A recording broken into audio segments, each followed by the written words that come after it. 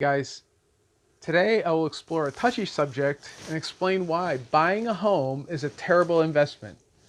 Before we go into the why, let's define how the dictionary talks about what an investment actually is. So, according to the Merriam-Webster dictionary, it is the outlay of money, usually for income or profit. So, to paraphrase, an investment is anything that you put money into and expect to get more in return than what you put in. At this point, you may be thinking that a house that appreciates over time matches that definition of an investment. But is it a good one? I'll give you 5 reasons why your home is a terrible investment. Number one, you have dead equity. So let's say you have 75,000 or $100,000 saved up for a down payment on a 350,000 or $400,000 house. You hand it over to the bank for the opportunity to move into this house, a non-performing asset that does not give you a return every month.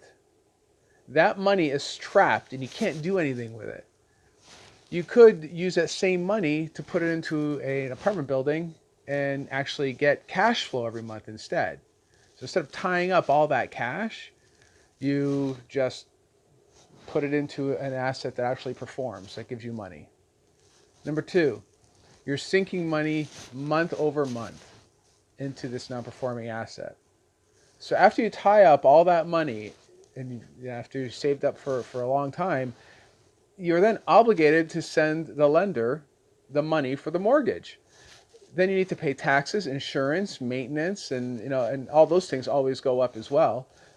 All this is aside from the fact that you also need to spend hours mowing the lawn, trimming trees, and shoveling snow if you're in one of those areas. In a rental, the landlord handles all that for you, so you don't really have to do any of that stuff. Number three is depreciating asset in need of updating. As a property ages, your home requires updating as your tastes change.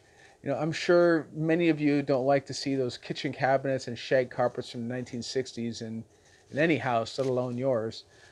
For example, generally speaking, people today like open floor plans with solid color formica or granite countertops, and either stainless steel or black appliances. When tastes change, those will be out of style, and the home will need to be renovated again. In a rental property, a good landlord will often update the units with modern colors, with modern flooring, and nicer kitchens as well. Number four, no control of the value. The value of your home is directly tied to the surrounding homes. If the properties all go up in value because Amazon just happens to be opening up a fulfillment center 10 minutes away, that's super, that's great. But if a hospital nearby shuts down and the neighborhood takes a hit, your home's value will get crushed. Because the housing market, it fluctuates unpredictably, you can never count on your home appreciating. This means that you could be upside down on the mortgage when you go to sell it. Perhaps you lose your job and you want to pull out some of that equity only to find out that you have none because the market value has gone down. You just don't know.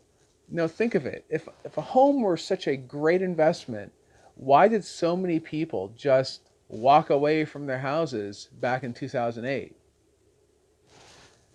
Number five, you are stuck in one place. The days when you can go to work for a company for 20 years and turn that job into a lifetime career, those days are long gone. If you lose your job or you want to take an opportunity out of state, you just can't move. You need to unload that house and possibly even taking a loss if you're paying a mortgage while paying the rent of the place you're going to. With a rental property, you have much more flexibility, not only because there are management companies that can do the job for you, but because your emotions are not attached to that place as well. What's more, sometimes you could even get out of that lease if you let the landlord or the property management know that you need a short-term lease as well, if that's what you're thinking. So I know that owning a home and renting an apartment has money coming out of your pocket. Both give you one thing in return, a place to live.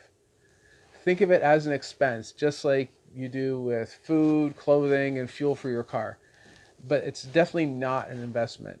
Making a profit on home ownership is so rare that I wouldn't even call it an investment. It may work out well, but for the most part, only the banks win in those cases.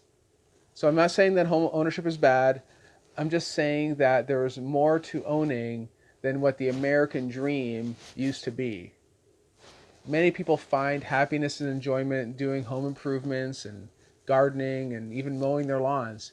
They're happy to stake their claim on their own little corner of the earth.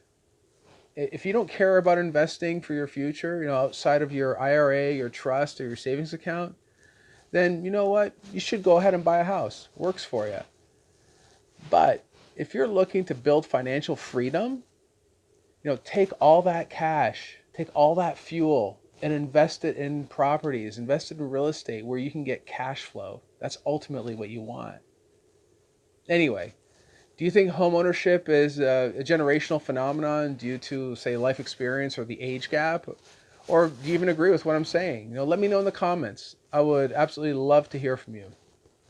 And if you like this content, go ahead and give it a thumbs up and share it.